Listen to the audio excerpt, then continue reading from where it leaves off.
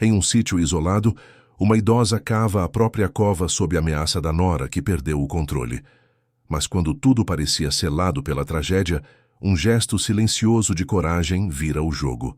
E do fundo daquela cova nasce algo que ninguém esperava: o recomeço de uma família inteira. Se esta história te interessou, não se esqueça de se inscrever no nosso canal e diga-nos de que cidade você nos está vendo. Continuamos. Prometo que essa vai ser a melhor história que você vai escutar na sua vida. A luz da manhã entrava pelas janelas enormes da mansão em Alphaville, iluminando cada cômodo com aquela claridade quase artificial de quem nunca conheceu a penumbra das casas simples.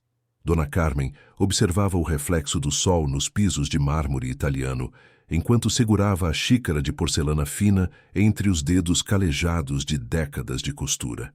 Tudo ali brilhava demais, soava distante demais. Ela ainda não havia se acostumado com aquele silêncio luxuoso que preenchia cada canto da casa. Um silêncio diferente do que conhecera a vida toda, onde o barulho da máquina de costura era a trilha sonora dos seus dias, e o cheiro de café coado na hora vinha misturado com o aroma de pão caseiro. Havia quase um ano desde que Roberto, seu único filho, havia insistido para que ela deixasse a casinha simples em Ribeirão Preto e viesse morar com ele, a esposa Juliana e o neto Mateus em São Paulo.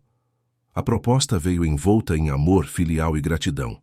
Roberto repetia, sempre emocionado, que era a vez dele cuidar dela, depois de tanto tempo em que fora ela quem segurou o mundo nas costas para que ele pudesse estudar, crescer e vencer na vida.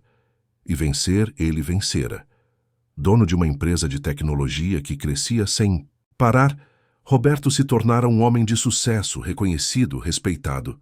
Mas para Dona Carmen, o filho continuava sendo aquele menino de olhos grandes que dormia abraçado nela nas noites frias, quando o dinheiro mal dava para pagar a luz.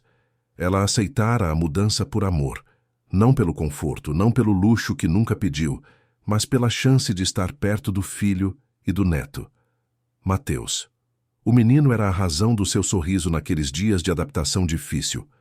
Com seus 8 anos, cabelos castanhos sempre desalinhados e olhos profundos, que pareciam enxergar além do que as crianças costumam ver, Mateus tinha algo de especial. Era uma criança quieta, introspectiva, que passava horas desenhando ou lendo sozinho. Não era como as outras crianças que Dona Carmen conhecera ao longo da vida. Ele tinha um mundo próprio, silencioso, cheio de detalhes que só ele percebia. E era com ela que Mateus se abria. Com a avó, ele falava sobre as coisas que desenhava, sobre os personagens que inventava, sobre os sons que o incomodavam e as texturas que não suportava tocar. Dona Carmen não entendia tudo, mas entendia o essencial. O menino precisava de alguém que o ouvisse sem pressa, sem julgamento. E ela estava ali para isso.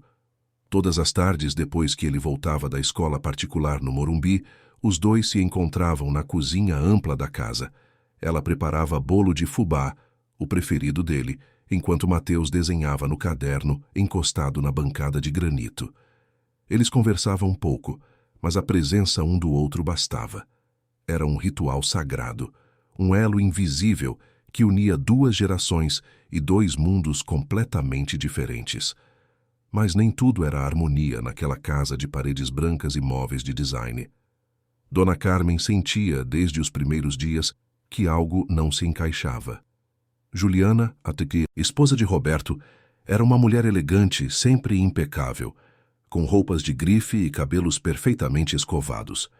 Trabalhava como consultora de imagem para empresárias e socialites, viajava frequentemente e mantinha uma agenda cheia. Era educada com a sogra mais distante. Havia uma frieza calculada em cada gesto, em cada palavra. Nada de afeto exagerado, nada de abraços calorosos. Juliana era prática, objetiva, moderna, como Roberto gostava de justificar. O que mais incomodava a Dona Carmen, porém, não era a frieza da nora consigo mesma. Era a frieza com Mateus. Juliana tratava o próprio filho como se ele fosse um compromisso na agenda. Perguntava sobre a escola, checava se ele havia comido, garantia que os professores particulares estivessem cumprindo o cronograma. Mas não havia carinho. Não havia aquele olhar de mãe que derrete ao ver o filho sorrir. Não havia beijos na testa antes de dormir. Não havia colo nos dias difíceis. Mateus nunca reclamava, mas Dona Carmen via no silêncio do menino uma tristeza que ele não sabia nomear. Certa tarde, enquanto preparava o bolo de sempre, Dona Carmen ousou tocar no assunto com Roberto. Ele estava na sala respondendo e-mails no notebook, mas ela se aproximou devagar, secando as mãos, no avental que insistia em usar mesmo com 3 empregadas na casa. "Roberto, meu filho, posso te falar uma coisa?", perguntou ela, a voz mansa, quase pedindo licença para existir. Roberto ergueu os olhos da tela, sorrindo. "Claro, mãe. O que foi?" Dona Carmen hesitou. Não queria criar problemas, não queria ser aquela sogra intrometida que os filmes de televisão tanto ridicularizam. Mas a preocupação com Mateus era maior que o medo de incomodar. "É sobre a Juliana e o Mateus", ela começou, escolhendo as palavras com cuidado. "Eu sei que não é da minha conta, mas eu tenho reparado que ela é meio fria com o menino. Ele é tão carinhoso, tão sensível, e parece que ela não demonstra muito afeto por ele." Roberto suspirou, mas não pareceu surpreso nem ofendido. "Mãe, a Juliana é diferente mesmo. Ela não é do tipo que fica fazendo dengo, sabe? Foi criada assim numa família mais reservada, mas ela ama o Mateus do jeito dela. É só um jeito mais moderno de ser mãe." Dona Carmen quis dizer que amor de mãe não tem jeito moderno ou antigo, tem só jeito de existir ou não existir. Mas engoliu as palavras e assentiu, voltando para a cozinha com o coração apertado. Roberto era um homem bom, trabalhador, generoso, mas era cego para certas coisas, ou preferia ser. Os dias seguiram naquela rotina estranha, onde luxo e vazio se misturavam. Dona Carmen tentava encontrar seu lugar naquela casa gigante. Acordava cedo, mesmo sem ter o que fazer. As empregadas cuidavam de tudo. A comida era preparada por uma cozinheira contratada. As roupas eram lavadas e passadas por outra funcionária. Dona Carmen se sentia inútil. Toda a vida fora definida pelo trabalho, pelas mãos ocupadas, pela luta diária. E agora, cercada de conforto, sentia que havia perdido a própria identidade. Quem era ela sem a máquina de costura, sem as encomendas, sem a correria? Era apenas uma velha deslocada numa casa que não era dela. O único momento em que se sentia viva de verdade era quando Mateus chegava da escola. O menino entrava pela porta, largava a mochila no hall e corria até a cozinha procurando pela avó. "Vovó, tô aqui", ele anunciava, sempre com aquele meio sorriso tímido. E Dona Carmen sorria de volta, sentindo que ali, naquele pequeno ritual, estava a razão de ter aceitado a mudança. Um dia, Mateus trouxe um desenho novo. Era uma árvore enorme, cheia de galhos retorcidos, e em cada galho havia um pássaro diferente. Ele explicou, com a seriedade de quem apresenta um projeto importante, que cada pássaro representava uma emoção. Tinha o pássaro azul da calma, o vermelho da raiva, o amarelo da alegria. Dona Carmen ouviu com atenção, impressionada com a profundidade daquele menino. "Você é muito inteligente, Mateus", ela disse, passando a mão nos cabelos dele. "Muito especial."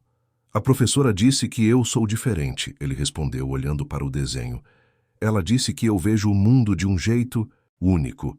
E isso é bom, meu anjo. Ser diferente é um presente." Mateus sorriu, mas havia uma sombra naquele sorriso. "Minha mãe não acha." Dona Carmen sentiu o peito apertar. "Por que você diz isso?" "Porque ela fica brava quando eu demoro muito para fazer as coisas. Ou quando eu não gosto de alguma comida por causa da textura. Ela diz que eu preciso ser mais normal." "Normal", repetiu Dona Carmen, a palavra soando amarga na boca. "Mateus, escuta aqui. Não existe jeito certo de ser. Você é perfeito do jeito que é. E sua mãe te ama, ela só não sabe mostrar direito." O menino não respondeu, mas se aproximou da avó e encostou a cabeça no ombro dela. Dona Carmen o abraçou, sentindo que aquele abraço era a coisa mais importante que faria naquele dia, naquela semana, talvez naquela vida inteira. As semanas foram passando, e a sensação de estranhamento foi aumentando. Dona Carmen começou a observar mais atentamente a dinâmica da casa. Reparou que Juliana e Roberto quase não conversavam quando estavam juntos. Jantares em silêncio, cada um no próprio celular. Roberto trabalhava até tarde, Juliana saía cedo para reuniões. Mateus ficava com as babás e professoras. E Dona Carmen ficava ali, testemunha invisível de uma família que parecia unida apenas no papel. Certa noite, incapaz de dormir, Dona Carmen desceu até a cozinha para fazer um chá de camomila. A casa estava em silêncio, iluminada apenas pelas luzes automáticas dos corredores. Quando passou pela sala de estar, ouviu vozes abafadas vindo do escritório de Roberto. A porta estava entreaberta. Ela não tinha intenção de espiar, mas o tom da conversa chamou sua atenção. Era Juliana, e ela estava ao telefone. Dona Carmen parou no corredor, o coração acelerando sem saber por quê. Havia algo no tom, de voz de Juliana que a deixava em alerta. Não era apenas frieza, era tensão. Medo, talvez. Eu sei, Juliana dizia, a voz baixa, mas carregada de emoção. Mas não é tão simples assim. Ele não pode descobrir agora, não depois de tanto tempo. Isso destruiria tudo. Dona Carmen sentiu um arrepio percorrer a espinha. Sobre o que Juliana estava falando. Quem não podia descobrir o quê? Juliana continuou. Eu fiz o que tinha que fazer na época. Não tinha outra opção. E agora, todos esses anos depois, não vou deixar que nada estrague o que construímos, entendeu? Nada. Houve uma pausa. Dona Carmen mal respirava, colada à parede do corredor. Sim, eu sei que tem riscos. Juliana prosseguiu, a voz mais tensa. Mas enquanto ninguém desconfiar, está tudo bem. O menino é feliz, Roberto é feliz, e eu tenho a vida que sempre quis. Não vou perder isso. Dona Carmen sentiu as pernas fraquejarem. Que segredo era aquele? O que Juliana havia feito? E o menino, Mateus, o que tinha a ver com aquilo? Antes que pudesse processar, ouviu passos se aproximando da porta do escritório. Num impulso, Dona Carmen se afastou rapidamente, subindo a escada de volta para o quarto, o coração disparado. Deitou-se na cama, a mente em turbilhão. Tentou convencer a si mesma de que havia entendido errado, que estava tirando conclusões precipitadas. Mas, no fundo, uma voz insistente lhe dizia que algo estava muito errado naquela casa. Nos dias seguintes, Dona Carmen não conseguiu tirar aquela conversa da cabeça. Observava a Juliana com outros olhos, procurando sinais, pistas do que poderia estar escondido. E quanto mais observava, mais percebia pequenos detalhes que antes passavam despercebidos. Juliana evitava falar sobre a própria família, nunca recebia visitas de parentes. As poucas fotos de casamento que havia pela casa mostravam apenas os noivos e alguns amigos. Nenhum pai, nenhuma mãe, nenhum irmão.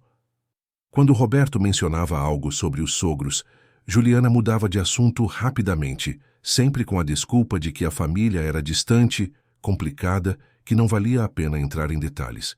E havia outra coisa. Mateus não se parecia em nada com Juliana, nem com Roberto. O menino tinha traços delicados, olhos amendoados, cabelos mais lisos e escuros que o casal. Dona Carmen nunca havia pensado nisso antes, sempre atribuindo as diferenças à genética imprevisível. Mas agora, com aquela conversa martelando na mente, as peças começavam a se encaixar de um jeito perturbador. Uma tarde, enquanto Mateus desenhava na cozinha e Dona Carmen preparava o bolo de sempre, ela decidiu fazer algumas perguntas, com cuidado, sem levantar suspeitas. Mateus, você já viu fotos de quando era bebê? Ela perguntou, fingindo desinteresse enquanto mexia a massa. O menino parou de desenhar e pensou por um momento. Acho que não. Minha mãe diz que perdeu as fotos quando trocou de celular. E do hospital. Daquela caixinha que as mães guardam com a pulseirinha, o cartão de nascimento. Mateus deu de ombros. Não sei. Nunca vi isso. Dona Carmen forçou um sorriso, mas por dentro o coração disparava novamente. Era estranho demais. Toda mãe guarda essas coisas. Toda mãe tem fotos do bebê nos primeiros dias. A menos que não houvesse fotos. A menos que não houvesse pulseirinha.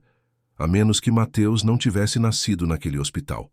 ou naquele ventre, a idosa se repreendeu mentalmente. Estava ficando louca, vendo problemas onde talvez não houvesse. Mas algo dentro dela, aquela intuição afiada de mãe que passou a vida protegendo o filho sozinha, gritava que suas suspeitas não eram infundadas. Poucos dias depois, o destino entregou a confirmação que Dona Carmen temia e, ao mesmo tempo, buscava. Era uma tarde quente de sábado. Roberto havia viajado a trabalho para o Rio de Janeiro. Juliana estava em casa, mas passava a maior parte do tempo no escritório ou ao telefone. Dona Carmen decidiu fazer um bolo mais elaborado para Mateus e percebeu que faltava açúcar. Desceu até a despensa, procurando nas prateleiras organizadas. Foi então que ouviu a voz de Juliana no jardim, ao telefone novamente. As janelas da cozinha davam para a área externa, e o vento trazia as palavras até onde Dona Carmen estava. Ela parou, o pacote de açúcar esquecido na mão, prestando atenção. Não precisa se preocupar, Juliana dizia, andando de um lado para o outro entre as palmeiras imperiais do jardim. Está tudo sob controle, ninguém nunca vai descobrir. Os documentos estão perfeitos, a história está redonda. Ele é oficialmente nosso filho. Dona Carmen sentiu o chão desaparecer sob os pés. Juliana continuou. Foi a melhor decisão que tomei. Simular a gravidez foi mais fácil do que imaginei. Umas roupas largas, uns exames falsificados e pronto. Roberto acreditou em tudo, e quando chegou a hora, você conseguiu o bebê certinho, da idade certa, com os documentos certos. Ninguém questiona nada quando você tem dinheiro. Dona Carmen teve que se apoiar na bancada para não cair. As pernas tremiam. O coração martelava tão forte que ela pensou que fosse desmaiar ali mesmo. Mateus, seu neto. O menino que ela amava com cada fibra do seu ser. Não era neto de sangue. Não era filho de Roberto.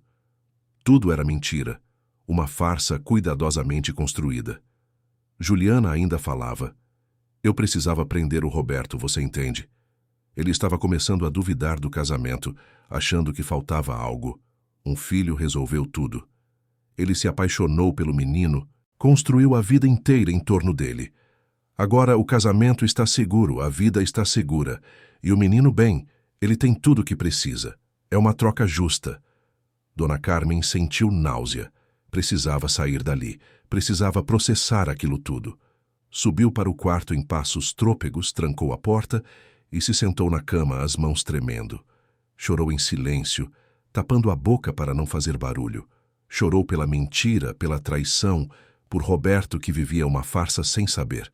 Mas, principalmente, chorou por Mateus. Aquele menino doce e sensível que não tinha culpa de nada, que havia sido usado como moeda de troca num jogo cruel de interesses. E agora? O que fazer agora? Contar para Roberto e destruir a família. Calar e ser cúmplice de uma mentira atroz. Dona Carmen não tinha resposta. Só tinha dor. E a certeza de que nada mais seria como antes. Os dias seguintes foram os mais difíceis da vida de Dona Carmen. Cada refeição em família, cada momento de aparente normalidade, carregava o peso insuportável daquele segredo. Ela olhava para Roberto e via um homem feliz, dedicado, apaixonado pelo filho que acreditava ser seu. Olhava para Mateus e via um menino inocente que não fazia ideia da teia de mentiras que sustentava sua existência naquela família. E olhava para Juliana e via uma estranha, uma mulher capaz de construir uma farsa tão elaborada que conseguira enganar a todos por anos. Dona Carmen tentou convencer a si mesma de que talvez fosse melhor deixar as coisas como estavam. Afinal, Roberto era feliz. Mateus tinha tudo o que precisava.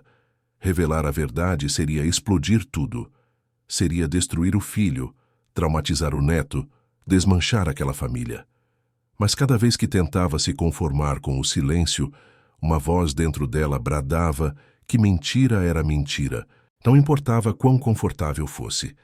E Roberto tinha o direito de saber, o direito de decidir por si mesmo o que fazer com aquela informação. As noites se tornaram intermináveis.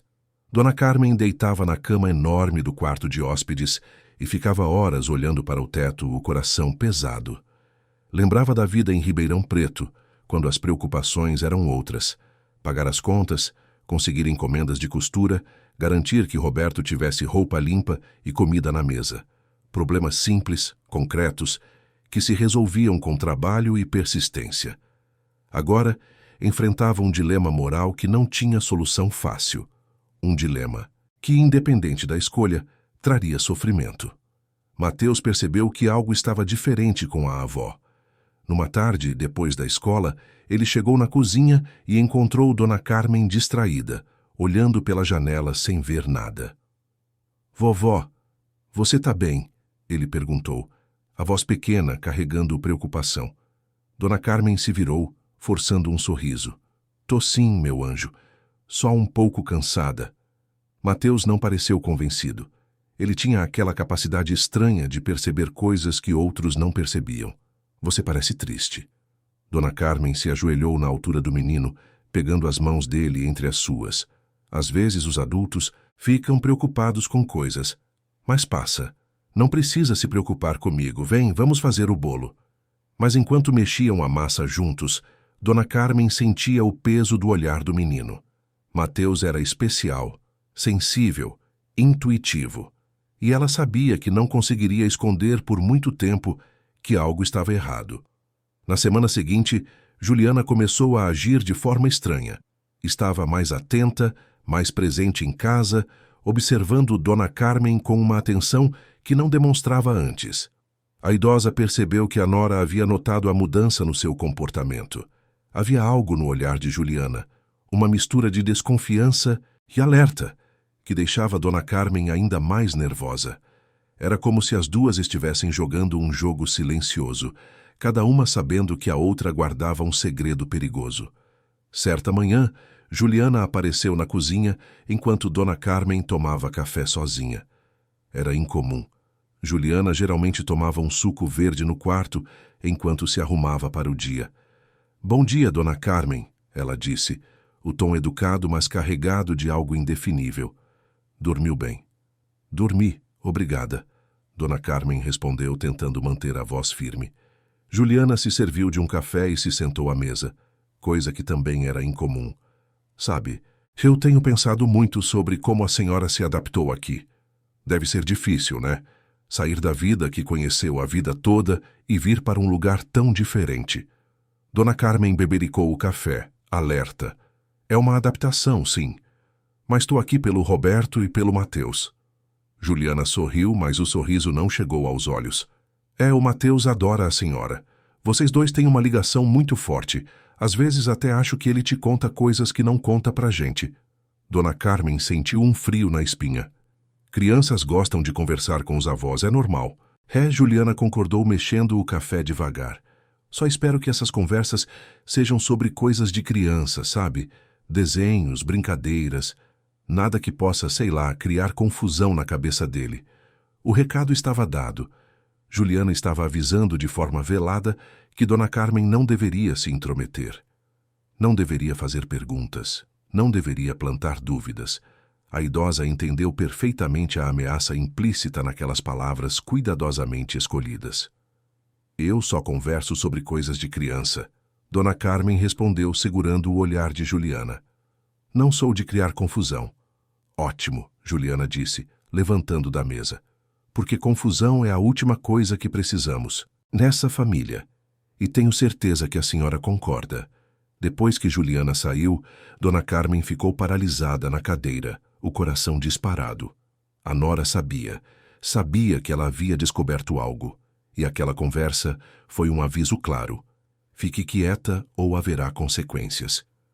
Dona Carmen não sabia exatamente que consequências seriam essas, mas a frieza nos olhos de Juliana deixava claro que ela não estava brincando. Naquela noite, quando Roberto chegou do trabalho, Dona Carmen quase cedeu. Quase foi até ele e contou tudo. Mas quando o viu abraçar Mateus, erguer o menino no ar e cobri-lo de beijos, enquanto os dois riam, ela não conseguiu. Como destruir aquilo? Como tirar de Roberto a alegria de ser pai? Como explicar que os últimos anos da vida dele foram construídos sobre mentira? Era pesado demais, cruel demais. Mas o silêncio também era cruel, e Dona Carmen se sentia dividida entre dois caminhos, ambos dolorosos. Os dias foram ficando mais tensos. Juliana aumentou a vigilância sobre Dona Carmen. Estava sempre por perto, sempre observando, sempre com aquele olhar calculista.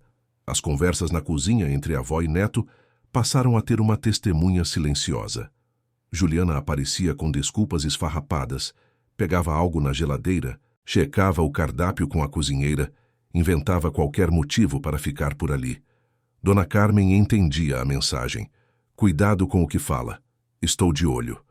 Mateus sentia a tensão no ar, mesmo sem entender o que estava acontecendo. Ficou mais quieto, mais retraído. Os desenhos que antes eram coloridos começaram a ter tons mais escuros. Numa tarde, ele desenhou uma árvore sem folhas, apenas galhos retorcidos. Quando Dona Carmen perguntou sobre o desenho, ele respondeu que às vezes as árvores perdiam as folhas quando ficavam tristes. A avó teve que sair da cozinha para chorar escondida. Aquilo tudo estava afetando o menino. A tensão na casa, o clima pesado, a presença constante de Juliana vigiando. Mateus absorvia tudo, do jeito sensível e profundo que era característico dele. E Dona Carmen se sentia impotente. Qualquer movimento que fizesse poderia piorar a situação. Numa quinta-feira à tarde, Roberto voltou para casa mais cedo. Tinha uma reunião cancelada e decidiu passar o fim do dia com a família. Encontrou Mateus desenhando na sala, Dona Carmen fazendo crochê no sofá e Juliana no escritório ao telefone, como sempre. E aí, campeão, Roberto disse, sentando ao lado do filho. O que está desenhando hoje? Mateus mostrou o desenho. Era uma casa com várias janelas, cada uma mostrando uma pessoa diferente. Mas as pessoas não se olhavam, cada uma estava virada para uma direção. Roberto estudou o desenho, intrigado. E essas pessoas, quem são? Mateus deu de ombros. Pessoas que moram na mesma casa, mas vivem em mundos diferentes. Roberto trocou um olhar com Dona Carmen, que fingiu estar concentrada no crochê. Havia algo perturbador naquele desenho, uma verdade que a criança expressava sem saber que estava revelando o estado daquela família. Você está se sentindo sozinho, Mateus? Roberto perguntou, a voz carregada de preocupação. Às vezes o menino admitiu. Mas a vovó fica comigo, ela me entende. Roberto sorriu e olhou para a mãe. Sua avó é especial. Sempre foi. Foi ela quem me ensinou que família é sobre estar presente, não sobre ter coisas. Dona Carmen sentiu a garganta apertar. Queria gritar que família também era sobre verdade, sobre honestidade. Mas engoliu as palavras e continuou o crochê, os dedos tremendo. Naquela noite, depois que todos foram dormir, Dona Carmen não conseguiu fechar os olhos. Levantou, desceu até a cozinha e preparou um chá. Estava sentada sozinha, olhando para o jardim iluminado pelos postes externos quando ouviu passos na escada. Seu coração disparou. Era Juliana. A nora entrou na cozinha vestindo um roupão de seda, os cabelos soltos. Sentou-se à mesa sem pedir licença, encarando Dona Carmen com aquele olhar frio que ela estava aprendendo a temer. Não consegue dormir? Juliana perguntou, mas não era realmente uma pergunta. Dona Carmen tomou um gole do chá, sem responder. Eu também não, Juliana continuou. Fico pensando em muitas coisas, em como a vida pode ser frágil, sabe? Como tudo que construímos pode desmoronar com uma palavra errada, uma informação no lugar errado. Dona Carmen a encarou. O que você quer, Juliana? A mulher sorriu, mas era um sorriso perigoso. Quero que a gente se entenda. A senhora descobriu algo. Eu sei que descobriu. Vi no seu olhar, na forma como me evita, como fica nervosa quando estou por perto. Dona Carmen não negou, não adiantaria. Então vou ser clara, Juliana disse, inclinando-se para a frente. O que quer que tenha descoberto, guarde para si. Roberto é feliz, Mateus é feliz. Eu garanto uma vida boa para todos. Por que estragar isso? Porque é mentira, Dona Carmen respondeu, a voz firme apesar do medo. Roberto merece saber a verdade. A verdade, Juliana riu, um som sem humor. A verdade vai destruir ele, vai destruir Mateus, vai destruir esta família. É isso que a senhora quer. Destruição. Quero justiça. Justiça, Juliana repetiu, o tom amargo. Não existe justiça perfeita neste mundo, Dona Carmen. Existem apenas escolhas, e a senhora precisa escolher. ficar quieta e preservar a felicidade da sua família, ou abrir a boca e ver tudo desmoronar, incluindo sua relação com Roberto e Mateus. A ameaça estava clara agora. Se Dona Carmen contasse, Juliana faria de tudo para virar Roberto e Mateus contra ela. Pintaria a idosa como confusa, senil inventando histórias, e com seu poder de persuasão, com seu controle sobre a vida daquela família, ela provavelmente conseguiria. Dona Carmen sentiu lágrimas queimarem nos olhos. Você não tem coração. Usou um bebê como ferramenta. Juliana se levantou olhando de cima para baixo.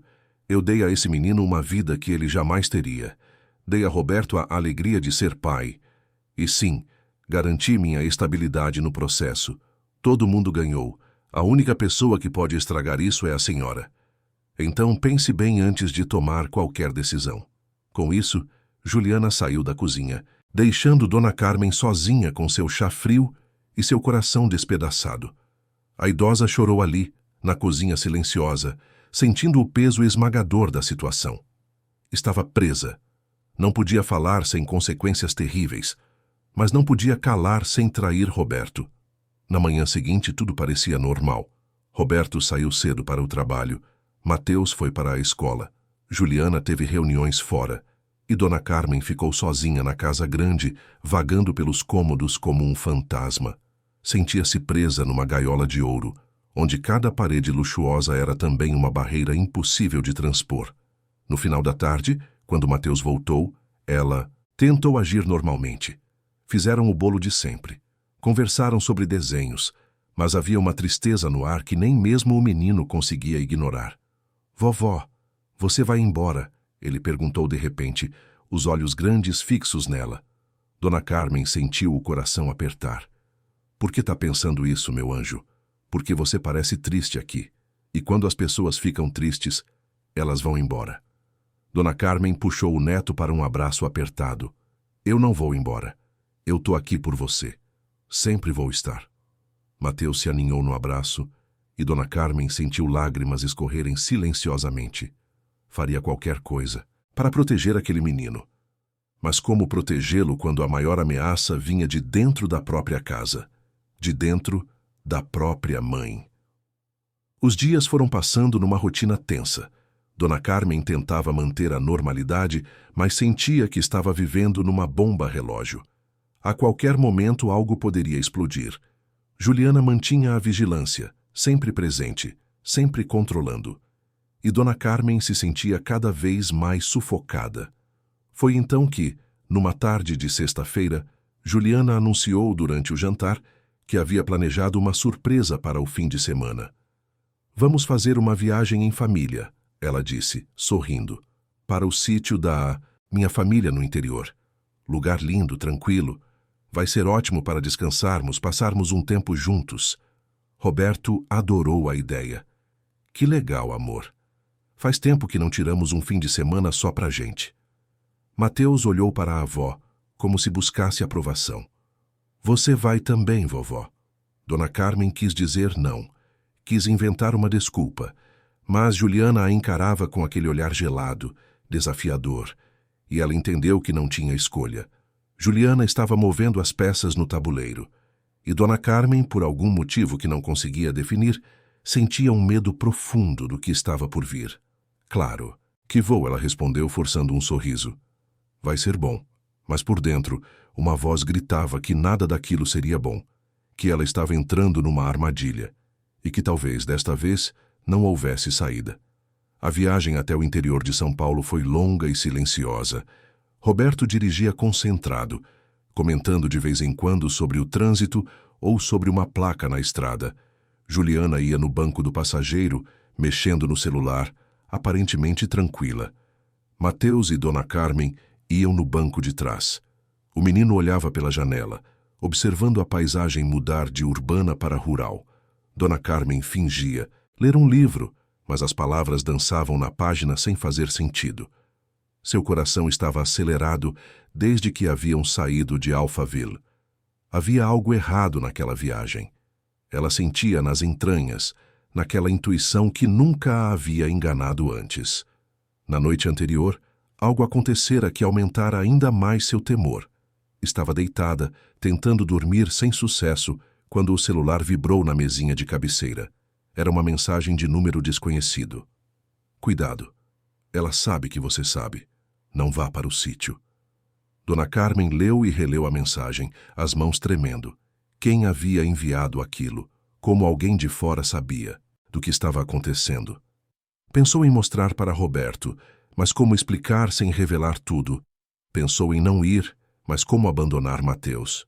O menino estaria sozinho com Juliana se ela não fosse. Não, ela precisava ir. Precisava estar presente, nem que fosse apenas para proteger o neto de alguma forma. Depois de quase 3 horas de estrada, entraram numa propriedade rural isolada.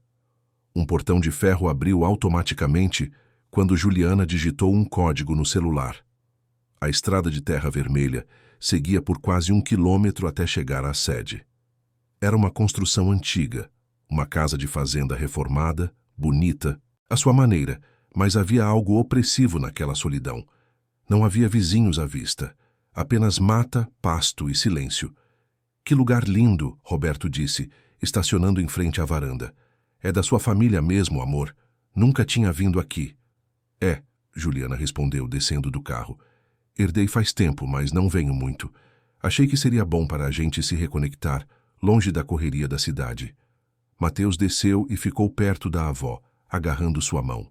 Dona Carmen apertou a mão do neto, tentando passar segurança que ela mesma não sentia. A casa era espaçosa por dentro. Móveis rústicos, chão, de tábua corrida, janelas grandes que davam para o pasto. Havia um caseiro, um homem de meia-idade chamado Seu Antônio, que cumprimentou a todos com educação, mas manteve certa distância. Dona Carmen reparou que ele e Juliana trocaram olhares significativos, como quem compartilha um segredo. Um arrepio percorreu sua espinha. Roberto estava encantado com o lugar. Passou a tarde explorando a propriedade com Mateus, mostrando ao filho os cavalos no estábulo, o riacho no fundo do terreno, os pés de fruta no pomar. Juliana ficou na casa preparando o jantar com Dona Carmen, mas era uma ajuda forçada, tensa. As duas mulheres se movimentavam pela cozinha, como adversárias num ringue, cada uma esperando o próximo movimento da outra. Vai ser uma noite tranquila, Juliana comentou, enquanto cortava legumes. Sem distrações, sem celular funcionando direito aqui. Só a família. Dona Carmen não respondeu, continuando a descascar batatas com as mãos que já não eram mais tão firmes quanto antes. Sabe, Dona Carmen, Juliana continuou, o tom casual demais para ser genuíno. Eu vim aqui quando criança. Minha avó morava nesta casa. Ela me contava histórias sobre a fazenda, sobre segredos enterrados na terra. Dizia que a terra guarda tudo. Memórias, segredos, verdades que não deveriam vir à tona. Dona Carmen sentiu o sangue gelar. Havia uma ameaça velada naquelas palavras. Juliana estava avisando novamente. Fique quieta ou enfrente as consequências. O jantar foi servido na varanda, sob um céu já escuro pontilhado de estrelas. Roberto estava animado, relaxado, feliz por estar com a família num lugar bonito. Mateus comia devagar, quieto, absorvendo o ambiente, e Dona Carmen mal conseguia engolir, a garganta apertada de ansiedade. Depois do jantar, Juliana preparou café para todos. Trouxe as xícaras numa bandeja, servindo com atenção excessiva. Dona Carmen pegou a xícara, levou aos lábios, mas algo a fez hesitar. O aroma estava estranho. Não era só café. Havia algo mais ali, algo levemente amargo que não deveria estar. Quando Juliana se distraiu conversando com Roberto, Dona Carmen discretamente despejou o café numa planta ao lado da varanda. Fingiu beber, limpou os lábios com o guardanapo e viu Juliana observando, um brilho estranho nos olhos. A noite avançou e todos foram dormir. Dona Carmen deitou no quarto que lhe fora designado, mas não fechou os olhos. Ficou alerta, ouvindo cada som da casa antiga. Ouviu Roberto e Juliana conversando no quarto ao lado, as vozes abafadas. Ouviu Mateus se mexendo na cama do outro quarto. E ouviu, já de madrugada, a porta do quarto de Juliana se abrindo e passos descendo a escada. Dona Carmen se levantou devagar, o coração disparado. Foi até a janela e viu, à luz do luar, Juliana caminhando em direção ao fundo da propriedade. Estava sozinha. Carregava algo nas mãos, mas era difícil ver o quê. A idosa sabia que deveria ficar no quarto, ficar quieta, não se envolver. Mas algo mais forte a empurrou. Talvez fosse curiosidade. Talvez fosse o instinto de sobrevivência gritando que precisava saber o que estava acontecendo. Vestiu um casaco por cima do pijama e desceu as escadas devagar, evitando os degraus que rangiam. Saiu pela porta da cozinha e seguiu na direção que Juliana havia ido. A noite estava fria. O vento trazia cheiro de terra molhada e mato. Havia uma lua crescente que iluminava o suficiente para ela ver o caminho. Seguiu por uma trilha estreita que levava a uma área mais afastada da casa, e foi então que viu. À frente, iluminada parcialmente pela lua, havia uma vala aberta no chão. Não era grande, mas era profunda, e ao lado ferramentas de escavação. Pá, inchada, uma lona. Dona Carmen sentiu as pernas fraquejarem. Aquilo não era para um jardim. Aquilo era algo muito pior. Juliana estava ali, de costas, falando ao telefone. A voz dela chegava em pedaços até onde Dona Carmen estava escondida atrás de uma árvore. Está tudo pronto, Juliana dizia. Amanhã de manhã vai parecer um acidente. Uma mulher idosa, confusa, que saiu sozinha de madrugada e se perdeu. Ninguém vai questionar. Dona Carmen teve que colocar a mão na boca para não gritar. Juliana estava planejando algo contra ela. Aquela vala, aquele buraco na terra, era para ela. A mensagem anônima estava certa. Ela não deveria ter vindo, mas agora estava ali, sozinha, longe de tudo e de todos, na propriedade isolada de uma mulher capaz de qualquer coisa para proteger seus segredos. Com o coração aos saltos, Dona Carmen voltou para a casa o mais silenciosamente possível. Subiu para o quarto, trancou a porta, arrastou uma cadeira para bloqueá-la. Pegou o celular, mas como imaginava, não havia sinal. Estava completamente isolada. Não podia ligar para ninguém, não podia pedir ajuda. Roberto estava dormindo sem fazer ideia do perigo. Mateus também. E ela, uma senhora de 70 anos, estava presa numa armadilha mortal. Não dormiu o resto da noite. Ficou sentada na cama planejando. Ao amanhecer, desceria e tentaria convencer Roberto a voltarem para São Paulo. Inventaria uma desculpa, diria que não estava se sentindo bem. Qualquer coisa para tirá-los dali. Mas quando o sol nasceu e ela desceu para a cozinha, encontrou apenas Juliana preparando o café da manhã. "Bom dia, Dona Carmen", ela disse, o tom doce demais. "Dormiu bem?" "Onde está o Roberto?" Dona Carmen perguntou, ignorando a pergunta. "Saiu cedo com o Mateus. Foram conhecer a represa do outro lado da propriedade. Vão demorar. Umas 2 horas. É longe." Dona Carmen sentiu o pânico subir pela garganta. Juliana havia planejado isso, afastar Roberto e Mateus, deixá-la sozinha, vulnerável. "Sabe, Dona Carmen", Juliana continuou, servindo café numa xícara, "eu realmente queria que não chegasse a este ponto. Queria que a senhora tivesse sido sensata. Mas você não consegue ficar quieta, não é? Fica remoendo, planejando contar tudo para o Roberto. Eu vejo nos seus olhos." "Eu não vou deixar você continuar com essa mentira", Dona Carmen disse, a voz tremendo, mas firme. Juliana riu, um som gelado. "A senhora não vai poder fazer nada." "Por que a senhora não vai estar aqui para contar?" O confronto estava aberto agora. Não havia mais máscaras, não havia mais fingimento. Era a verdade crua e aterrorizante. Juliana estava disposta a ir até o fim para proteger sua farsa. E Dona Carmen estava sozinha, sem saída. "Vamos dar um passeio", Juliana disse. Não era um convite, mas uma ordem. "Quero te mostrar uma parte bonita da propriedade." "Eu não vou", Dona Carmen respondeu, recuando. "Vai sim", Juliana insistiu, e havia algo perigoso na voz dela. "Porque se não for, eu garanto que quando o Roberto voltar vai encontrar você num estado que ele nunca imaginou. E eu vou contar a ele que você teve um surto, que começou a dizer coisas sem sentido, que atacou a mim e ao Mateus. Vou fazer seu filho acreditar que você enlouqueceu, e ele vai te internar. Vai te tirar da vida dele e do Mateus para sempre." Dona Carmen sabia que não era blefe. Juliana era capaz de fazer isso, de manipular a situação de forma que ela parecesse a vilã, a louca, a ameaça.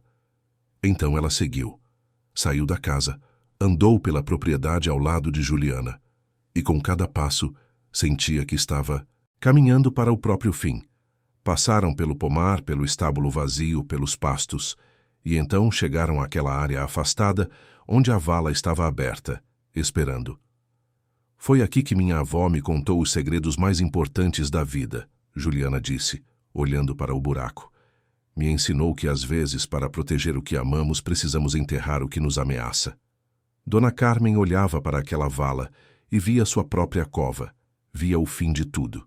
Mas algo dentro dela, aquela força que a fizera sobreviver a tantos anos difíceis, aquela coragem de mulher que criou um filho sozinha contra todas as probabilidades, não a deixava desistir. Você não vai conseguir, ela disse, a voz mais firme do que esperava. Roberto vai descobrir. Mateus vai descobrir. A verdade sempre aparece. Juliana a encarou, e pela primeira vez, Dona Carmen viu desespero por trás da máscara fria. Não era apenas maldade, era medo. Medo de perder tudo, medo de ficar sem nada, medo de voltar a ser ninguém. Eu não posso perder tudo, Juliana disse, a voz quebrando. Eu construí isso. Eu merecia essa vida, e você não vai tirar de mim. Naquele momento, algo mudou. Juliana avançou, empurrando Dona Carmen em direção à vala. A idosa tropeçou, sentiu a terra úmida sob os pés, as mãos buscando apoio nas bordas. Juliana gritava, chorava, palavras desconexas sobre merecimento, sobre justiça, sobre não ter outra escolha. E Dona Carmen lutava, gritava, tentava sair dali, o instinto de sobrevivência gritando mais alto que o medo. Foi quando ouviram o som de um motor acelerando. Um carro. Roberto. Juliana congelou, os olhos arregalados. Como? Eles não deveriam voltar ainda, mas o som ficava mais próximo. E então Roberto apareceu, correndo pela trilha, Mateus atrás dele. O menino havia filmado. Havia visto Juliana preparando algo. Estranho de manhã cedo. Havia sentido que algo estava errado. E enviaram um vídeo ao pai, um pedido de socorro silencioso que salvou a avó. Roberto viu a cena. A mãe no chão, Juliana com terra nas mãos, a vala aberta. E entendeu. Não precisava de explicações. Tudo ficou claro num instante terrível. Ele correu, puxou a mãe dali, abraçou-a com força enquanto ela chorava e tremia. E Juliana caiu de joelhos, soluçando, a máscara finalmente despedaçada, revelando apenas uma mulher desesperada que fora longe demais para proteger uma mentira. O que aconteceu nas horas seguintes foi um borrão. Polícia, delegacia, declarações. Dona Carmen no hospital sendo examinada. Roberto em choque, Mateus quieto, abraçado ao pai. E Juliana sendo levada pelas autoridades, enfrentando as consequências de seus atos. A verdade viera à tona da pior forma possível. Mas viera. E agora não havia mais como enterrá-la. O hospital em São Paulo cheirava a desinfetante e solidão. Dona Carmen estava deitada numa cama limpa demais, branca demais, conectada a aparelhos que monitoravam cada batida do seu coração cansado. Os hematomas no corpo doíam menos que as feridas da alma. 3 dias haviam se passado desde o ocorrido no sítio. 3 dias em que ela flutuava entre o alívio de estar viva e o peso esmagador de tudo que havia acontecido. As enfermeiras entravam e saíam com eficiência mecânica, checando sinais vitais, trocando soro, perguntando sobre a dor numa escala de 0 a 10. Mas como medir numa escala numérica a dor de ter encarado a própria morte? Como quantificar o trauma de descobrir que alguém da família era capaz de tamanha crueldade? Roberto mal saíra do quarto. Sentava na cadeira ao lado da mãe, segurava sua mão e chorava baixinho quando achava que ela estava dormindo. Mas Dona Carmen não dormia. Apenas fechava os olhos para poupar o filho do constrangimento de ser visto em pedaços. Ela ouvia os soluços contidos, sentia a mão dele apertar a sua e seu coração se partia novamente. Não por ela, mas por ele. Por ter que carregar o peso de descobrir que a mulher com quem dividira a vida por tantos anos Era uma estranha. Por ter que lidar com a culpa de não ter percebido, por ter que escolher entre a raiva e o luto de um relacionamento que nunca existiu de verdade. Na delegacia, quando finalmente puderam falar a sós depois dos depoimentos intermináveis, Roberto soubera de tudo. Dona Carmen contara sobre a conversa que ouvira no jardim naquela noite, sobre a descoberta da farsa da gravidez simulada e da adoção irregular. Contara sobre as ameaças veladas e explícitas de Juliana, sobre o medo que a paralisara durante semanas, sobre o dilema moral que quase a destruíra por dentro. Contara sobre as noites sem dormir, sobre a sensação de estar presa numa gaiola de mentiras, sobre o desespero de não saber como proteger a todos sem destruir tudo. E Roberto ouvira em silêncio absoluto, o rosto ficando mais pálido a cada revelação, as mãos tremendo sobre a mesa fria da sala de depoimentos, os olhos perdendo aquele brilho de certeza que sempre os caracterizara. Quando ela terminou, ele ficou muito tempo sem falar. Apenas olhava para as próprias mãos como se elas não lhe pertencessem, como se todo o corpo fosse estranho, agora que a vida que conhecia havia se revelado uma ilusão. O silêncio entre mãe e filho era denso, carregado de tudo que não podia ser dito com palavras. Finalmente, com a voz rouca de quem lutava para não se despedaçar ali mesmo, ele disse as palavras que Dona Carmen jamais esqueceria. Palavras que definiriam quem Roberto realmente era no fundo da alma. Ele é meu filho. Biologia não muda isso. Eu o amo desde o primeiro dia que o segurei nos braços. Eu cuidei dele quando estava doente. Ensinei as primeiras palavras. Consolei nos pesadelos. Eu sou o pai dele. E sempre vou ser. Nada, absolutamente nada, muda o que sinto por aquele menino. Dona Carmen chorou então, não de tristeza, mas de orgulho imenso e profundo. Seu filho, aquele menino que ela criara sozinha com tão pouco, lutando contra a pobreza e o preconceito de ser mãe solteira, numa cidade pequena, havia se tornado um homem de tanto. Um homem capaz de separar amor de genética, capaz de enxergar além do engano e ver a verdade luminosa do coração. Um homem que sabia que ser pai era muito mais do que compartilhar DNA, era estar presente, era amar incondicionalmente, era escolher todos os dias ser família. Mateus, porém, estava diferente.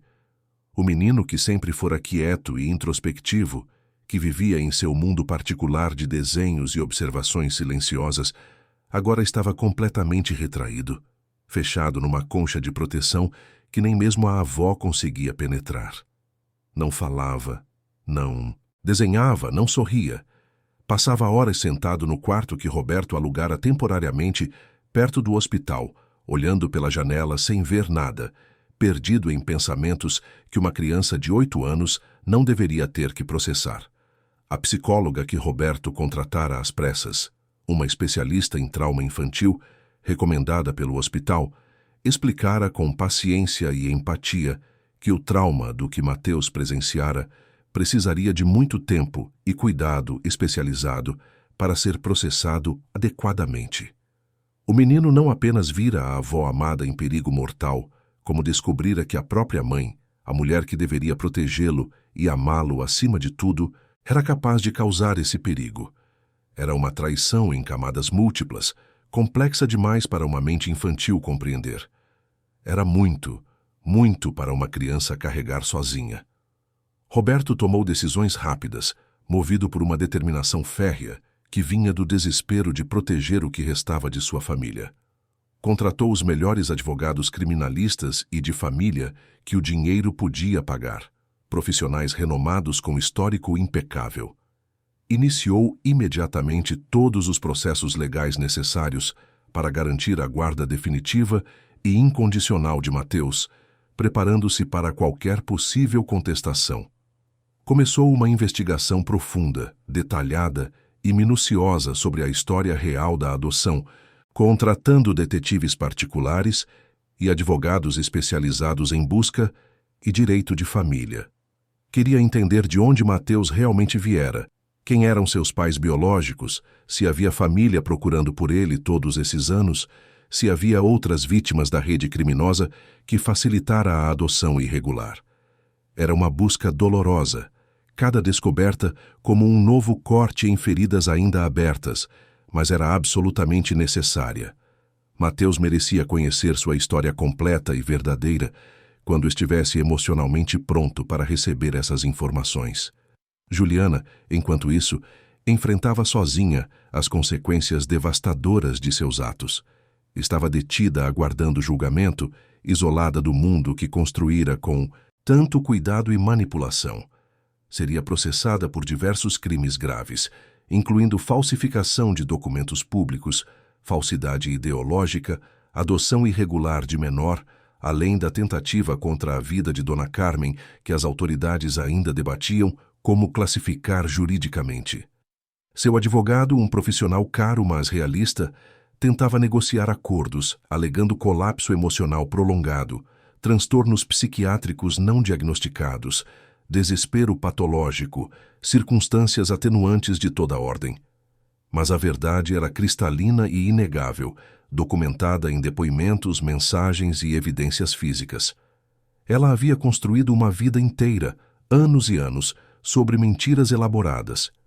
E quando essa construção frágil começou a rachar e desmoronar, escolhera o caminho mais sombrio e desesperado, incapaz de aceitar a perda do que nunca fora verdadeiramente seu. Uma semana depois do ocorrido, depois de exames, observações e cuidados intensivos, Dona Carmen recebeu alta médica do hospital. Os hematomas começavam a amarelar, sinais de cura física. Voltou para a mansão em Alphaville com Roberto e Mateus, mas nada, absolutamente nada, estava como antes. A casa parecia completamente diferente, como se as paredes mesmas tivessem absorvido a tragédia e mudado de essência.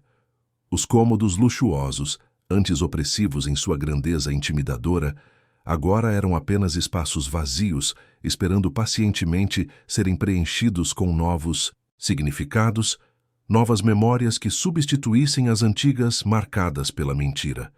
Roberto estava diferente também, transformado pela crise, mais presente em cada momento, mais atento a cada detalhe emocional, mais humano em sua vulnerabilidade. A máscara impecável do empresário de sucesso, sempre no controle, sempre confiante, havia caído para nunca mais voltar, revelando simplesmente um pai assustado e um filho adulto tentando cuidar da mãe e do filho ao mesmo tempo, navegando em território emocional completamente desconhecido. Mateus demorou 2 semanas longas e silenciosas para voltar a falar diretamente com a avó. Circulava pela casa como um fantasma pequeno, presente mas ausente, evitando contato visual prolongado, desviando quando Dona Carmen tentava se aproximar. Ela respeitava o espaço dele, por mais que doesse, entendendo que o menino precisava processar a seu próprio tempo e modo. Quando finalmente ele se aproximou, foi numa tarde chuvosa de sábado, com o céu cinzento derramando água sobre os jardins da mansão. Dona Carmen estava na sala ampla, tentando fazer crochê para ocupar as mãos que tremiam menos agora, mas ainda traíam o trauma recente. O menino apareceu silenciosamente, descalço no mármore frio, carregando o caderno de desenhos que não abrira desde o dia fatídico, e sentou, ao lado dela no sofá enorme sem dizer absolutamente nada. Ficaram assim por longos minutos, que pareciam horas, apenas sentados lado a lado, ouvindo a chuva insistente bater nas janelas enormes, cada um perdido em pensamentos pesados. Então, com movimentos lentos e cuidadosos, Mateus abriu o caderno e mostrou um desenho completamente novo, diferente de tudo que fizera antes. Era uma árvore majestosa e detalhada, mas diferente das outras árvores que ele havia desenhado ao longo dos meses. Esta tinha raízes profundas e grossas, completamente visíveis acima da terra, como se o chão fosse transparente, mergulhando fundo no solo escuro. E os galhos, antes sempre retorcidos e vazios em seus desenhos recentes, agora tinham folhas. Poucas ainda, pequenas e delicadas, mas estavam definitivamente lá, verde claro contra o cinza do papel. As árvores podem ter raízes feias e ruins, ele disse finalmente, a voz pequena e hesitante, mas surpreendentemente firme em sua convicção. Podem vir de lugares escuros e tristes, mas ainda podem crescer folhas novas e bonitas. Ainda podem ser árvores fortes. Dona Carmen sentiu lágrimas quentes escorrerem pelo rosto enrugado. Entendeu imediatamente e profundamente. O menino estava processando, à sua maneira única e profunda, tudo o que havia acontecido, toda a complexidade impossível da situação. Estava tentando desesperadamente encontrar sentido no caos absoluto que se tornara sua vida. E aquele desenho simples, mas poderoso, era sua forma de dizer que, apesar de absolutamente tudo, apesar da origem envolta em mentiras, apesar do trauma e da dor, ainda havia esperança. Ainda era possível crescer, florescer, ser completo. Você salvou a vovó, ela disse com a voz embargada, puxando o neto cuidadosamente para um abraço que ele não recusou. Você foi mais corajoso do que qualquer adulto que conheço. Mandou aquele vídeo para o seu pai quando percebeu o perigo. Você me salvou, meu anjo. Mateus se deixou abraçar, derretendo finalmente no calor e segurança daquele colo que sempre conhecera. Eu fiquei com muito medo. Pensei que ia te perder. Mas eu não podia deixar você sozinha com ela. Não podia. Eles choraram juntos então, abraçados forte no sofá enquanto a chuva continuava lá fora. E naquele choro compartilhado estava toda a dor acumulada de tudo que haviam vivido, todo o trauma e medo e confusão. Mas também estava a promessa silenciosa e poderosa de que iriam superar de alguma forma, juntos, sempre juntos. Os meses seguintes foram dedicados inteiramente à reconstrução, lenta e cuidadosa. Roberto, com uma determinação que impressionava a todos, reduziu seu ritmo de trabalho drasticamente. Delegou responsabilidades importantes a executivos de confiança, contratou uma equipe completa de gerenciamento para assumir operações diárias e reorganizou toda a sua agenda para trabalhar de casa pelo menos 3 vezes por semana, muitas vezes mais. Queria estar presente de verdade. Queria compensar os anos e anos em que fora um pai apenas nos intervalos escassos da rotina corporativa implacável, nos fins de semana apressados, nas férias curtas. Ele e Mateus começaram terapia conjunta, além das sessões individuais intensivas que cada um fazia com seus respectivos terapeutas especializados. Aprenderam lentamente e com dificuldade a conversar de verdade sobre sentimentos e medos, a compartilhar vulnerabilidade sem vergonha, a construir uma relação pai e filho completamente nova, baseada em honestidade radical e presença verdadeira. Dona Carmen também começou seu próprio processo terapêutico. A psicóloga, uma mulher serena e sábia chamada Doutora Helena, que se especializava em trauma de idosos, ajudou-a pacientemente a processar camada por camada o trauma profundo, a lidar com a culpa persistente de não ter falado antes sobre a descoberta, a entender e aceitar que ela realmente fizera o melhor que podia dentro das circunstâncias absolutamente impossíveis em que se encontrava. Não havia manual de instruções para aquela situação. Não havia resposta certa e clara. Ela fizera escolhas difíceis tentando proteger a todos e quase pagara com a vida por isso. Aos poucos, sessão após sessão, os tremores nas mãos diminuíram gradualmente. Os pesadelos que a acordavam gritando ficaram menos frequentes e intensos. E Dona Carmen começou finalmente a sentir que podia respirar fundo novamente, que podia viver sem aquele peso esmagador no peito. A investigação extensa e detalhada sobre a verdadeira origem de Mateus revelou uma história profundamente triste, mas crucial de conhecer. Ele havia sido filho de uma adolescente de apenas 16 anos, uma menina que engravidara após seu primeiro relacionamento sério, completamente despreparada para a maternidade. A família dela, extremamente conservadora e preocupada obsessivamente com reputação na comunidade pequena onde viviam, decidira que o bebê seria dado em adoção imediata logo após o nascimento. Mas queriam sigilo absoluto e total. Não queriam passar pelos canais oficiais de adoção. Não queriam burocracia, não queriam rastros. Foi exatamente nesse contexto que Juliana, através de contatos extremamente duvidosos e provavelmente criminosos que mantinha no submundo de adoções irregulares, conseguiu o bebê de forma completamente ilegal, sem passar pelos trâmites legais apropriados, sem verificações, sem supervisão. Pagou uma quantia significativa, falsificou documentos médicos e certidão e apresentou Mateus a Roberto como filho biológico do casal. A adolescente que dera à luz nunca mais soubera do destino do filho, e Mateus crescera completamente alheio a essa história sombria de sua origem. Roberto, com a ajuda incansável de advogados especializados e detetives particulares, eventualmente conseguiu localizar a mãe biológica de Mateus. Ela tinha agora 25 anos, tinha se casado aos 22 com um rapaz de sua cidade e tinha outro filho, uma menina de 2 anos. Vivia uma vida simples, mas aparentemente feliz no interior de Minas Gerais. Quando os investigadores finalmente a encontraram e explicaram delicadamente a situação, quando ela soube que o bebê que fora forçada a entregar aos 16 anos estava vivo, estava bem, estava sendo amado, ela literalmente caiu de joelhos e chorou por horas seguidas. Eram lágrimas de alívio, de culpa, de tristeza, de gratidão, tudo misturado numa torrente emocional impossível de conter.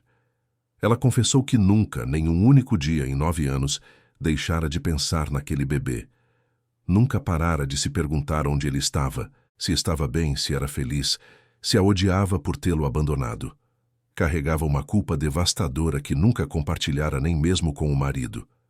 Mas quando Roberto a visitou pessoalmente, quando conversaram longamente numa tarde inteira, num café discreto em sua cidade, ela tomou uma decisão difícil, mas que considerava correta. Disse a Roberto, com lágrimas escorrendo, mas voz firme, que não queria interferir na vida do menino naquele momento. Ele tinha um lar estabelecido, tinha um pai que o amava profunda e incondicionalmente. Tinha uma avó dedicada, tinha rotina e terapia e estabilidade. Ela não queria aparecer de repente e causar mais confusão, mais trauma, mais dor a uma criança que já sofrera tanto. Não queria ser egoísta. Não queria tirar dele a paz que finalmente estava começando a encontrar.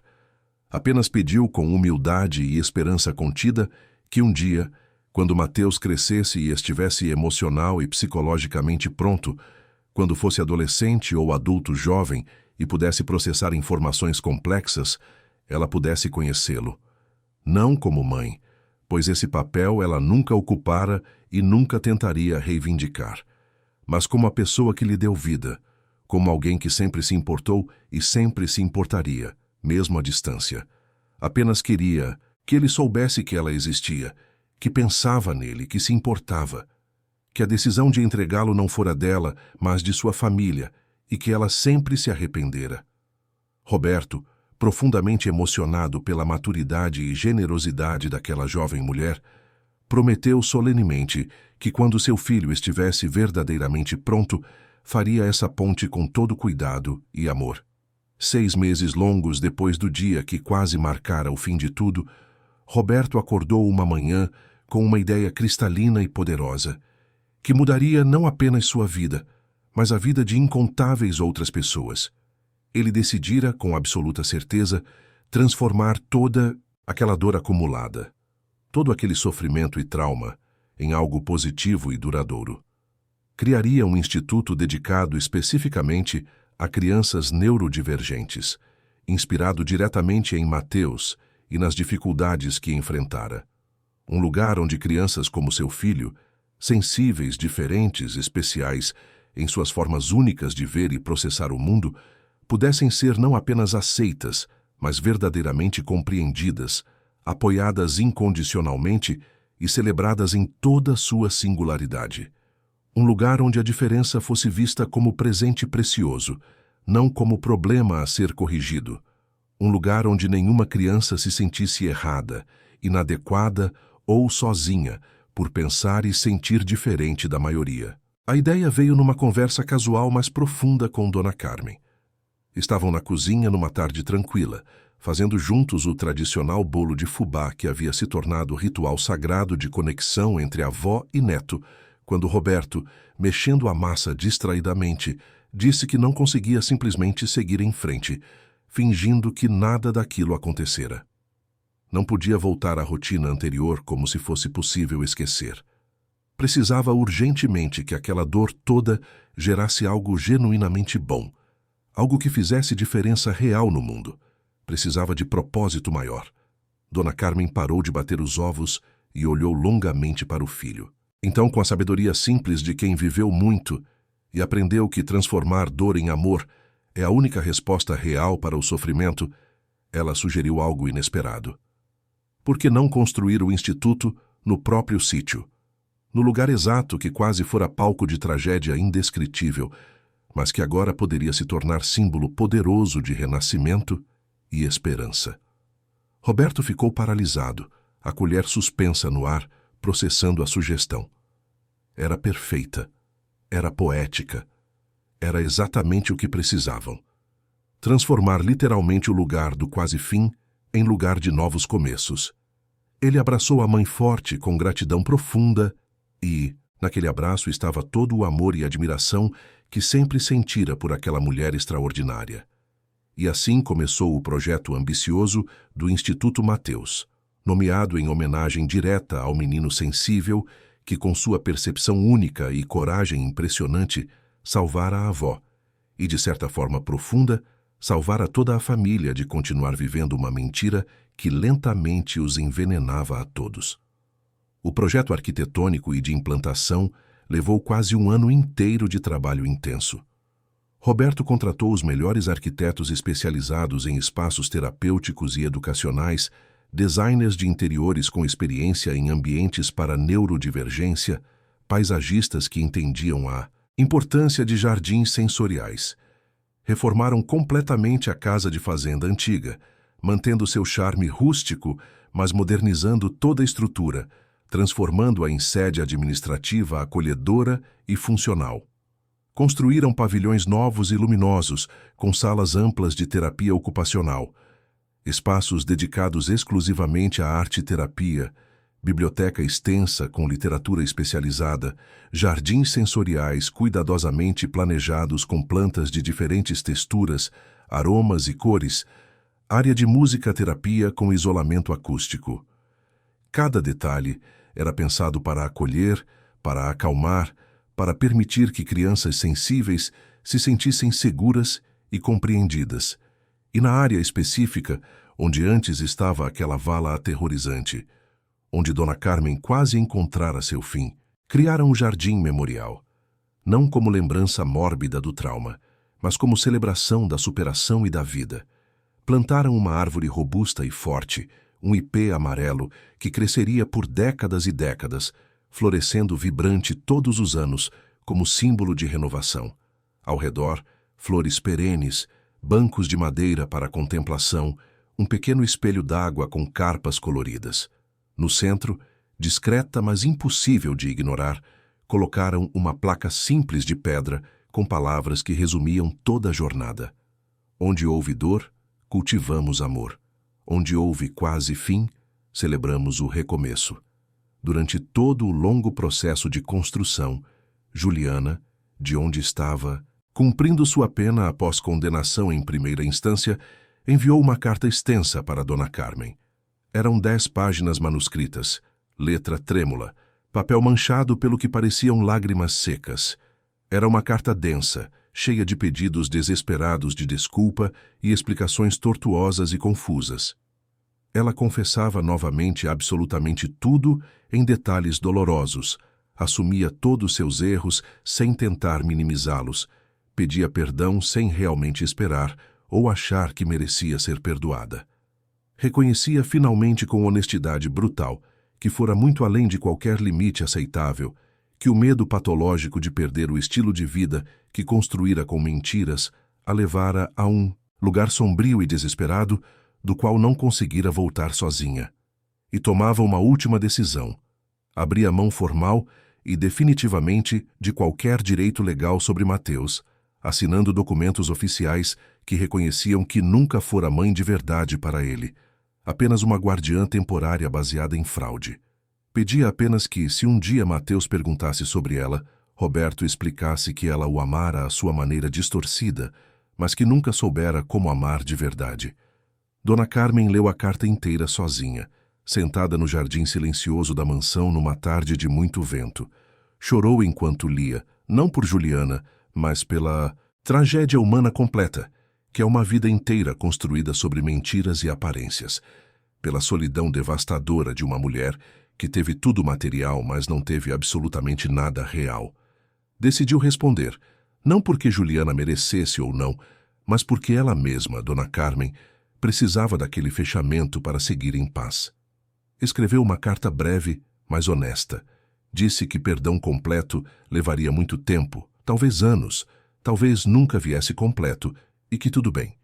Mas que esperava sinceramente que Juliana encontrasse alguma paz consigo mesma no tempo que tinha pela frente, que usasse aquele tempo doloroso de prisão e consequências para, finalmente, se tornar uma pessoa melhor, mais honesta, mais inteira, que olhasse para dentro e entendesse o que a levara a ser capaz daquilo tudo, e que, quem sabe, um dia pudesse fazer algo de bom no mundo para compensar minimamente o mal que causara.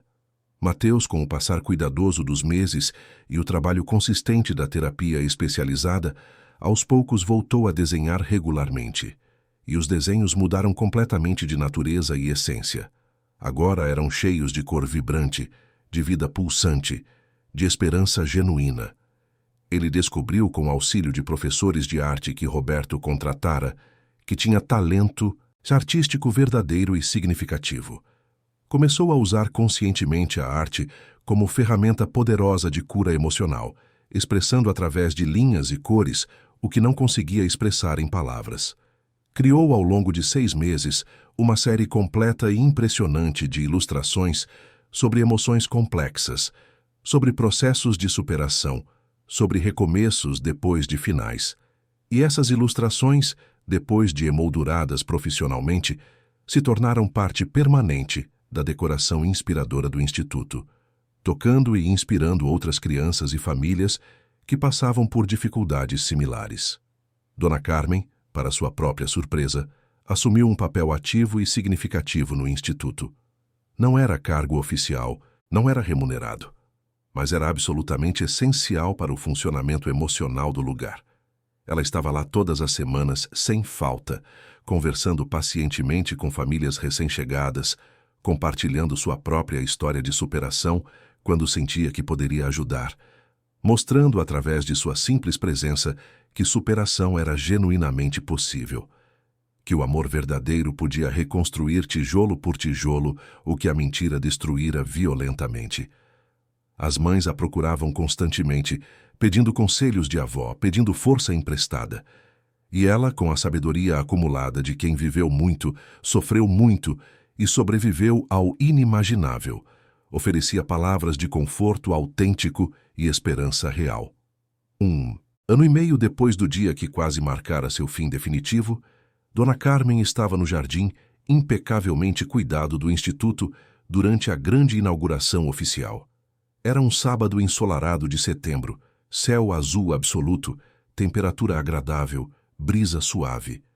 Havia literalmente centenas de pessoas presentes, famílias inteiras de crianças neurodivergentes que seriam atendidas, profissionais especializados da área de saúde mental e educação especial, autoridades locais, incluindo o prefeito e vereadores, representantes de ONGs parceiras, imprensa regional cobrindo o evento. Era um dia histórico. O ar estava carregado de expectativa positiva e emoção genuína. Roberto, visivelmente nervoso, mas radiante de propósito, fez um discurso profundamente emocionado, de quase 20 minutos, sobre a jornada impossível que os trouxera até ali. Falou abertamente sobre dor e superação, sobre verdade e reconstrução, sobre como as maiores tragédias podem gerar os maiores propósitos quando transformadas com amor. Sua voz falhou várias vezes, lágrimas escorreram sem vergonha, mas ele continuou. E então, no final, chamou Mateus ao pequeno palco montado no jardim. O menino, agora com 10 anos completos, mais alto, ainda tímido, mas visivelmente mais forte interiormente, estava nervoso, mas absolutamente determinado. Segurava com mãos ligeiramente trêmulas um papel cuidadosamente preparado com o discurso que havia escrito durante semanas com a ajuda amorosa da terapeuta. com a voz tremendo intensamente no começo, mas ganhando força e clareza conforme falava e via os rostos atentos e amorosos do público, Mateus leu: Este instituto lindo nasceu de uma dor muito, muito grande. A maior dor que já sentimos, mas também nasceu do amor mais forte que existe. A vovó quase foi perdida para sempre, mas escolheu viver e lutar. Meu pai perdeu muitas certezas sobre sua vida, mas escolheu recomeçar com coragem. E eu aprendi, mesmo sendo criança, que família verdadeira não é só sobre sangue ou genética. É sobre quem te ama de verdade todos os dias. É quem fica ao seu lado quando tudo desmorona e o mundo parece acabar. É quem te ensina que ser diferente não é ser errado, é ser especial e único. Eu sou diferente. Eu vejo o mundo de um jeito diferente das outras crianças. E aqui, neste lugar, crianças como eu vão aprender que isso é lindo e não precisa ser mudado. A plateia inteira aplaudiu com força emocionada. Muitos choravam abertamente, incluindo Dona Carmen, que estava sentada na primeira fila ao lado de Roberto, segurando sua mão com força. O menino havia crescido tanto em tão pouco tempo. Não apenas em altura física, mas em força interior, em capacidade de processar dor e transformá-la em crescimento. Ele sobrevivera ao trauma devastador e estava claramente se tornando alguém verdadeiramente incrível. Depois da cerimônia oficial, enquanto as pessoas visitavam animadamente as instalações impecáveis e conheciam cada detalhe dos jardins planejados, Dona Carmen caminhou sozinha e lentamente até a árvore especial do memorial. Tocou com reverência o tronco ainda relativamente jovem, mas já visivelmente forte e saudável. Leu a placa pela 100ª vez, talvez pela 1000ª, e cada leitura trazia novo significado, nova camada de compreensão. E sorriu, um sorriso absolutamente verdadeiro, completo, de quem atravessou o vale mais escuro possível e chegou do outro lado não apenas viva por acaso, mas genuinamente renovada e com propósito. Roberto se aproximou silenciosamente, colocando a mão com infinito carinho no ombro da mãe. Obrigado, mãe, por absolutamente tudo, por ter me criado sozinha quando não tinha nada, por ter vindo morar conosco mesmo quando era muito difícil se adaptar, por ter protegido o Mateus mesmo com risco da própria vida, por ter sobrevivido quando muitos não teriam conseguido. Você é a pessoa mais forte, mais corajosa, mais incrível que conheço. É minha heroína. Dona Carmen apertou a mão grande do filho sobre seu ombro, emoção transbordando. A gente sobrevive ao que tem que sobreviver, meu filho. Não tem escolha. E quando consegue, transforma dor em amor. Foi exatamente o que fizemos. Juntos. Sempre juntos. Mateus se juntou aos dois, completando o círculo, e os três ficaram ali em silêncio contemplativo, abraçados forte, olhando para a árvore que cresceria majestosa por décadas como símbolo vivo e permanente de tudo que haviam superado juntos. Nos meses e anos que se seguiram àquela inauguração emocionante, o Instituto floresceu de maneiras que superaram até as expectativas mais otimistas de Roberto. Centenas, e depois milhares de crianças foram atendidas com excelência. Famílias inteiras encontraram apoio, compreensão e comunidade. Profissionais de todo o país foram treinados em novas metodologias.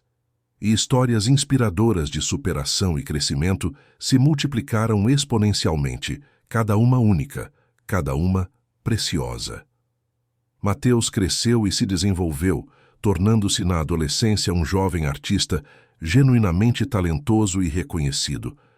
Usando sua sensibilidade única, aquela mesma sensibilidade que antes o fazia sentir-se errado, criava obras de arte que tocavam corações profundamente, que faziam pessoas chorarem de identificação e esperança. Suas exposições atraíam multidões, e ele direcionava parte significativa dos recursos de vendas para o instituto que levava seu nome.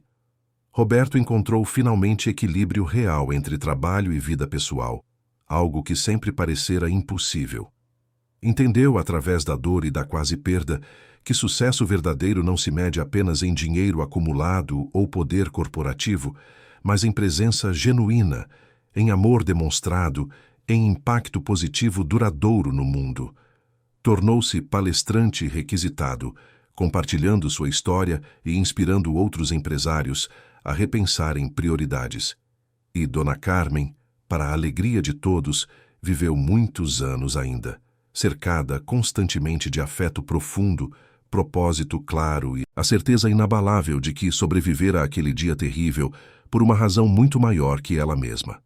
Tornou-se figura quase lendária no Instituto e na comunidade, símbolo vivo de resiliência e amor incondicional. Crianças a procuravam para ouvir histórias, famílias a abraçavam agradecendo por existir, e ela, humilde sempre, dizia que apenas fizera o que qualquer avó faria, proteger quem ama. A história da família, que quase se despedaçou irreparavelmente, mas escolheu conscientemente se reconstruir sobre bases sólidas de verdade. E amor incondicional tornou-se inspiração regional e depois nacional. Não porque foi fácil ou simples, mas justamente porque foi terrivelmente difícil e doloroso, porque mostra com honestidade brutal que é possível sim renascer mesmo depois de literalmente quase ser enterrado vivo. Que a verdade, por mais dolorosa e destruidora que seja inicialmente, sempre liberta e cura a longo prazo. E que o amor verdadeiro, aquele tipo de amor que não depende de genética, perfeição ou condições, é a força mais poderosa existente no universo. Anos depois, quando Mateus já era um jovem adulto de 20 anos, maduro e resolvido, decidiu que estava finalmente pronto emocionalmente para conhecer sua mãe biológica. Foi Dona Carmen, já com 80 anos, mas ainda lúcida e presente, quem o acompanhou pessoalmente naquele encontro carregado de significado. Viajaram juntos até o interior de Minas Gerais. O encontro foi intenso, cheio de lágrimas de todos os lados, mas também cheio de paz e compreensão. A jovem mulher e o jovem homem conversaram por horas, compartilhando histórias, preenchendo lacunas, construindo uma conexão nova e única que não ameaçava nada do que já existia. Quando voltaram dessa viagem transformadora, Mateus abraçou Dona Carmen por muito tempo no aeroporto e disse com a voz embargada mas clara: "Vovó, agora eu entendo tudo completamente. Eu tenho duas histórias de origem diferentes. Uma de sangue que me trouxe ao mundo e outra de coração que me ensinou a viver nele. Ambas são importantes, ambas têm valor, mas foi a história do coração, foi você e o pai que definiram verdadeiramente quem eu sou hoje." Dona Carmen, já com cabelos totalmente brancos como neve e mãos marcadas profundamente pelo tempo vivido, sorriu aquele sorriso sereno de quem finalmente entende o sentido de tudo. "O amor sempre foi a resposta, meu anjo. Desde o começo. Desde sempre. Em todas as situações, em todos os dilemas, em todas as escolhas. Sempre foi sobre amor. E sempre será."